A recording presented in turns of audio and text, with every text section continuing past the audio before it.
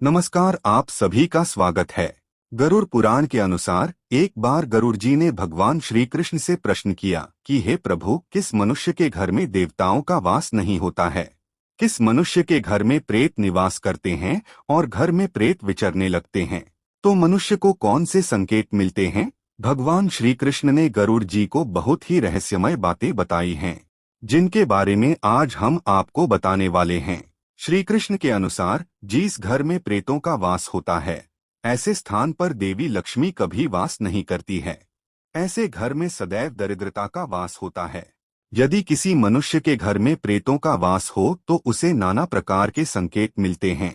यह संकेत है उसके घर में मौजूद वस्तुओं के माध्यम से अथवा सपनों के माध्यम से प्राप्त होते हैं। यदि किसी व्यक्ति को सपने में ये चीजें दिखाई देने लग जाएं, तो उसे समझ जाना चाहिए कि उसके घर में प्रेतों का वास है। उसके पूर्वज तथा मृत परिजन प्रेत योनि को प्राप्त हो चुके हैं और वे प्रेत का रूप धारण करके उनके घर में ही निवास कर रहे हैं। प्रेतों के घर में आने से कई प्रकार के संकेत मनुष्य को प्राप्त होने लगते हैं। इसी कारण से उसे गरुड़ पुराण में बताए गए ये उपाय करके प्रेतों से मुक्ति पा लेनी चाहिए, ताकि घर में माँ लक्ष्मी तथा अन्य देवी देवताओं का वास और घर में सुख शांति बनी रहे। श्री कृष्ण कहते हैं, इस संसार में समस्त प्राणियों को जीवित रहने के लिए भोजन की आवश्यकता होती है। उसी प्रकार से प्रेतों को भी भोजन की आवश्यकता होती है। प्रेत योनि मनुष्य के घर में भोजन करते हैं, जिनके घर में अशुभ कार्य किए जाते हैं। तो आइए जान लेते हैं, घर में प्रेत बाधा होने से क्या संकेत मिलते हैं। प्रेत किन घरों में भोजन करने आते हैं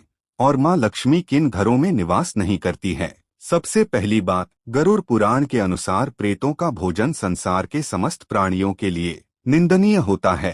प्रेत ऐसी वस्तुओं को खाते हैं जिसकी सभी निंदा करते हैं। मनुष्य के शरीर से निकले हुए मूत्र, मल और अन्य प्रकार के उचिष्ट भोजन प्रेतों का भोजन होते हैं। दूसरी बात, श्री कृष्ण कहते हैं, जो घर पवित्र नहीं होता है, जिनके घर में वस्तुएं इधर उधर पड़ी रहती, ऐसे घर में प्रेत जाकर भोजन करते हैं, जिससे घर का वातावरण नकारात्मक हो जाता है।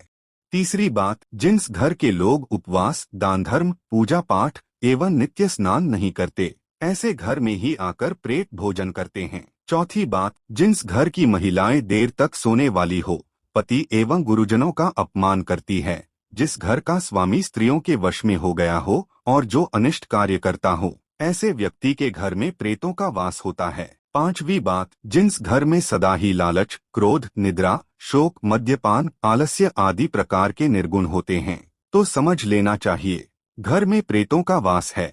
ऐसे घर में देवी लक्ष्मी का कभी वास नहीं होता है। इसी कारण से ऐसे लोग सदा ही दुखी, क्रोधी, देर तक सोने वाले और स्नान न करने वाले पापी होते हैं। आइए अब जान लेते हैं, घर में प्रेत होने से हमें क्या संकेत मिलते हैं। भगवान श्री कृष्ण कहते हैं, भूख और प्यास से व्याकुल होकर प्रेत योनि को प्राप्त हुए मृत परिजन उसके अपनों के घर में प्रवेश करते हैं। वे वायु रूप में होने के कारण मनुष्य को दिखाई नहीं देते। वे वायु रूप में अपने परिजनों के शरीर में प्रवेश करते हैं और उन्हें भिन्न भिन्न प्रकार के सपने दिखाते हैं।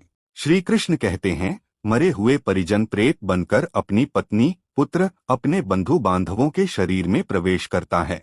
तभी उनके सपने में घोड़ा, हाथी, बैल अथवा मनुष्य का विकृत रूप धारण करके उनके सपने में दिखाई देने लगते। यदि कोई व्यक्ति सोकर उठने के बाद खुद को विपरीत परिस्थिति में देखता है, अर्थात सोते समय वो सीधा सोता है, लेकिन जागने पर देखता है कि उसका सिर दूसरी तरफ है, ऐसी अवस्था में उसे समझ जाना चाहिए कि उसके घर में बाधा हुई है। यदि सपने में कोई व्यक्ति खुद को जंजीरों में बंधा हुआ देखता है और उसके मरे हुए पूर्वज गंदे और मैले कपड़ों में दिखाई पड़ते हैं, अथवा उसके मृतक परिजन सपने में दूसरों का भोजन चुराकर भागते हुए दिखाई देते हैं, अथवा सपने में वह अपने परिजनों को प्यास से तड़पता हुआ देखता है, तो उसे यह जान लेना चाहिए कि उसका मरा हुआ परिजन प्रेत योनि को प्राप्त हो चुका है और वो उसी के साथ उसके घर में रहने लगा है। यदि सपने में गाय, पक्षी, घोड़ा आदि प्रकार के जानवर मनुष्य की भाषा में बोलते हुए दिखाई दे, तो समझ लेना चाहिए कि